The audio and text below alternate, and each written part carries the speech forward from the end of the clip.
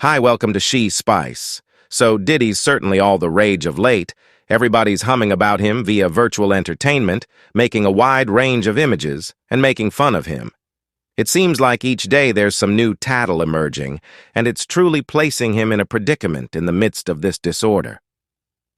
Piers Morgan concluded it was the ideal opportunity to mix the pot significantly more by bringing Imprint Curry and DJ Vlad onto his show to examine the entire Diddy show. Imprint Curry didn't pull any when it came to sharing his encounters working with Diddy. He depicted Diddy as somebody who's really controlling and likes to be the focal point of consideration, as per Curry. Diddy's really obstinate and can be truly egotistical, continuously needing to ensure he's the principal center. What was he like to associate with when you were working with him? As far as you might be concerned, his method of the expressway is exceptionally controlling. He's a star-headed individual. He's narrow-minded. He's an extremely childish individual. He needs to focus on him when they... Further into the discussion about how Diddy treats individuals as ladies, particularly Imprint Curry, who was really dull, he said that Diddy doesn't actually recognize anybody, whether they're ladies or men. It seems like he sees Diddy's methodology as lovely. General absence, a lot of respect for who's in a bad way. From your experience, did he approach women with deference or disregard?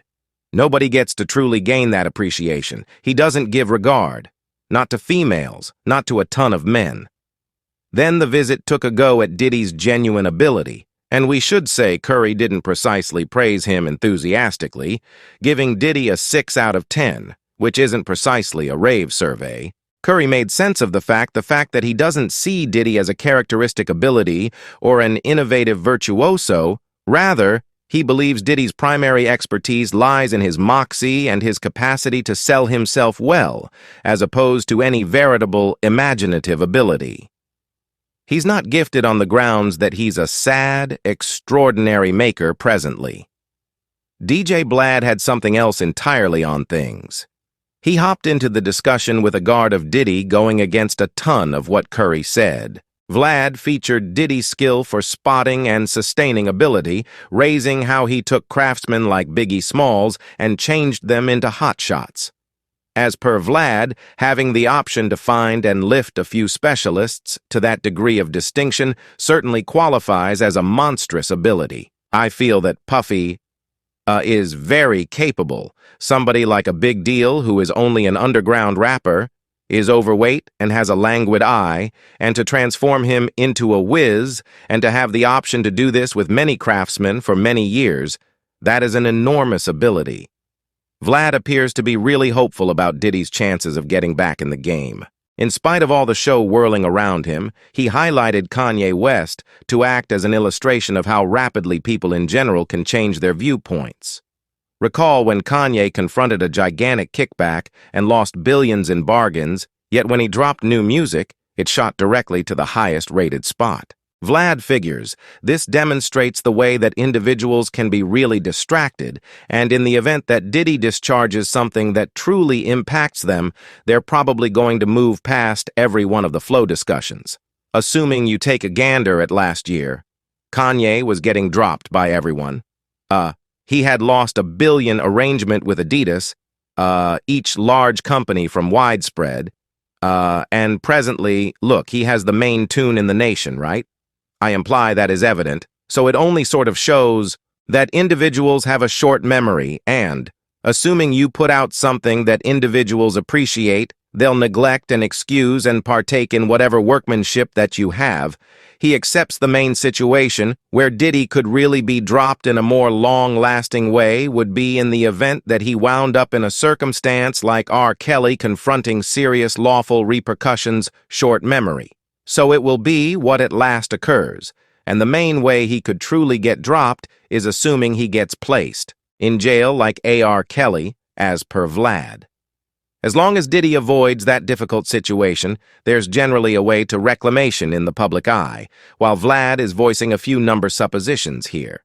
Not every person is energetic about his take, a few fans are distrustful, and there are murmurs that perhaps Vlad isn't the perfect individual to talk to the whole hip jump.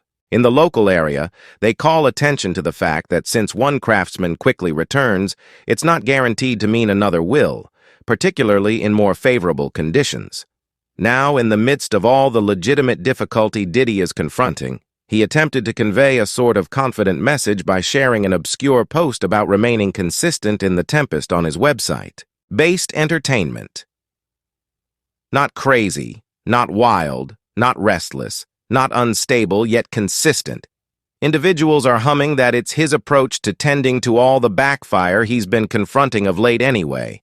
That move hasn't exactly worked out the manner in which he could have trusted in light of the fact that it wound up causing more ATT to notice his previous discussions. First of all, the voiceover in the video is, in all honesty, TD Jake, and we as a whole realize that the charges twirling around TD Jakes of late are supposedly connected to Diddy's scene gatherings and some really obnoxious stuff, so rather than compassion, Diddy's getting much more blowback for it to stoke the shoot. A genuine oldie, but a goodie has surfaced, thanks to Page 6. They got their hands on a VHS tape that was initially conveyed as a challenge to Diddy's 29th birthday celebration party back in 1998.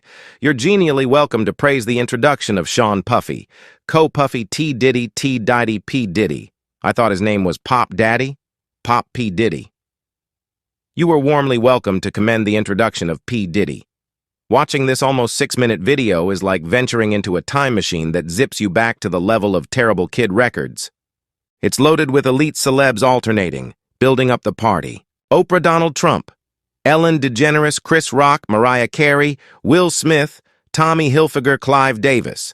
Thus substantially more, it truly exhibits Diddy at the pinnacle of his social game, yet presently taking a gander at that video with regards to Diddy's momentum circumstance. It's sort of piercing. You need to ponder. Where are those big-name companions now? When he's trapped in this tempest, it seems like a considerable lot of them are missing, not moving forward to help him additionally on the off chance that the bits of hearsay are valid about what goes down at Diddy's gatherings. Anybody appearing in spite of realizing the arrangement may very well be complicit in anything that's occurring in secret. Even Feline Williams has had his say, cautioning people to avoid Diddy's gatherings because they're never only your generally ordinary social occasions, right? 'Cause P. Diddy be need in the body and you got to let him know. No, you got to let him know. No, I did. We should begin with Oprah Winfrey for quite a long time. There's been some discussion about Oprah being a cycle obscure and purportedly engaged with some not entirely ideal stuff.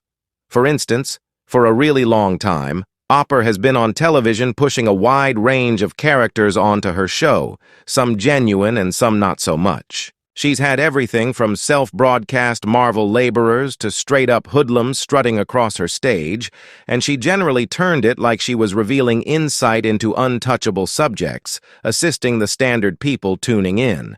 Yet as time went on, it turned out to be certain that the fundamental center was a certain something and one thing, just evaluations.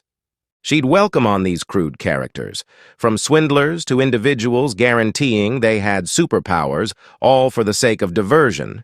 Yet a portion of these visitors were out-and-out wretched, like John of God, who's as of now serving almost 500 years in the slammer for a few serious violations that could at any point happen quite possibly. John of God consented to plunk down with me under a mango tree on the grounds of the casa. We should make a plunge a digit in December 2018. Charges against John of God, whose genuine name is Janera Diaria, were advanced by 12 ladies. The quantity of cases prompted the indictment office of the Condition of Goas to make an email address and telephone line to get all allegations against him in 30 hours. More than 200 grumblings were gotten from 9 unique Brazilian states, and 2 cases from abroad were accounted for by the indictment's office as having the capacity to be the greatest CX embarrassment throughout the entire existence of Brazil. Overpowering, the Roger Abdul Masi case claims incorporated the claimed casualties as young as 14 years of age, as well as a lady who uncovered having been ad for 3 days on the 11th of December, 4 days after the Conversa Kamal showed the quantity of SA grievances against Faria had arrived at 200, provoking him to restrict his arrangements at Casa de Nau de Loyola. Addressed by journalists, he basically said, "I'm guiltless," and left on the 12th hour of December. The public examiner of Goas required the capture of Faria on the 16th of December. Faria gave himself over to the police.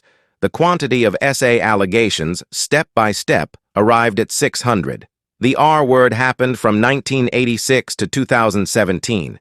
FIA's little girl, DVA, upheld the informers, calling her dad a beast and charging that she was beaten and was phrased by him until she took off when she was 14 years of age. Faria was moved to a clinic from jail in WALK 2019.